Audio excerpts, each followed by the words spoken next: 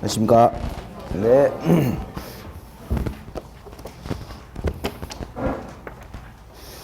자, 이제 책이 나왔죠?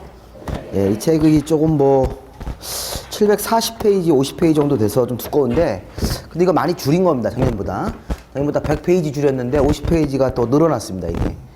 우리 작년도에 이렇게 올해 넘어오면서 또 새로 이렇게 개정돼가지고, 새로 생긴 게 한 50페이지가 생겼습니다. 근데 100페이지를 줄였으니까 700페이지가 원래 작년도 800페이지 있었으니까 700페이지가 돼야 되는데 이게 50페이지 늘어나서 이 정도 분량으로 좀 나왔습니다. 그래서 실질적으로 이 책을 이렇게 보면 이거를 다 공부하기는 좀 불가능하죠?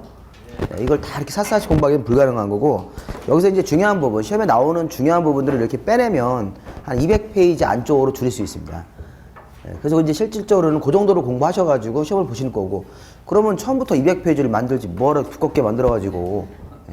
근데 이게 사실은 그런 측면이 있습니다. 시험에서 좀 어려운 문제, 좀 어렵고 이렇게 세부적인 사항까지 이렇게 좀 담아놔야죠. 기본서니까. 또 기본서는 나중에 또 실무에 가서 또 이제 활용을 또 하셔야 됩니다. 실무에서 이제 업무를 보시다 보면 좀 이렇게 잘 몰라서 참고를 해야 되는 그런 책들이지 않습니까? 그런 거 할 때 기본서가 또 유용하게 쓰이기 때문에 그 정도 두께는 우리가 좀 감수하고 하시는데, 실제 시험에서는 한 200페이지 정도를 잘 보시면 되겠습니다. 그리고 중간중간에 보면 그 진한 글씨로 되어 있는 부분 있죠?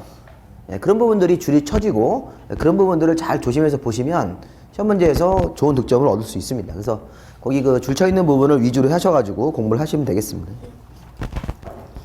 자, 우리 오늘 공부할 부분은 도시관리계획이죠? 지난주에 우리가 도시 기본계획까지는 보셨죠? 28페이지.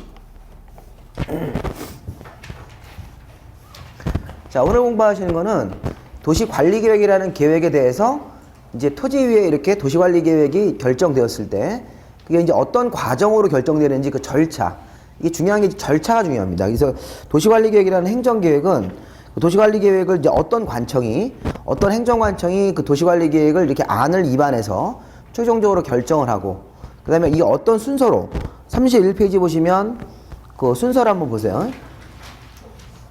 거기서부터 보시면 기초조사, 의견청취, 입안, 이렇게 해서 협의심의를 거친 다음에 결정고시 이런 부분들이 있죠.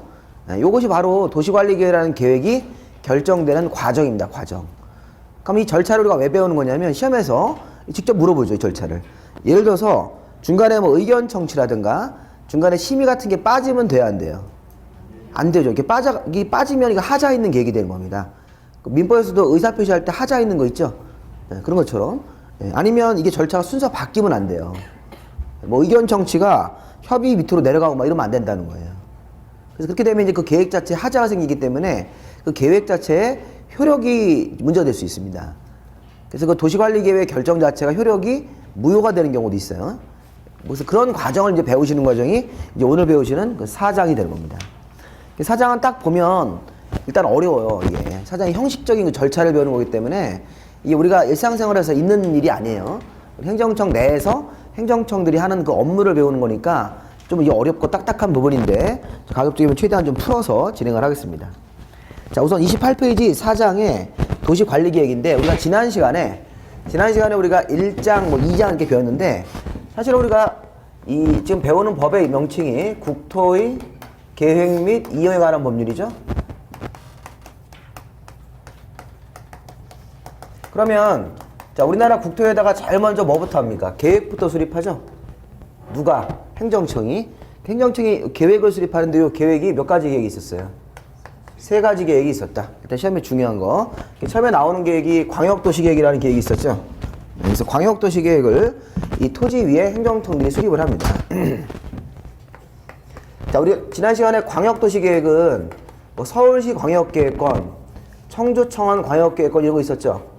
그래서 그런 건 광역계획권을 정하고 이제 거기다가 장기발전 방향을 세워주는 이런 광역도시계획을 먼저 수립을 하고, 그 다음에 이게 각자 또 도시로 오면 도시에 대해서는 도시의 기본계획이라는 게 있어서 각자 그 특광시군이라는 도시의 장기발전 방향, 도시기본계획, 그 다음에 이제 광역도시계획에 이제 부합하고 도시기본계획으로부터 지침을 받아서 오늘 배우시는 도시관리계획을 배우시는 거죠. 이렇게.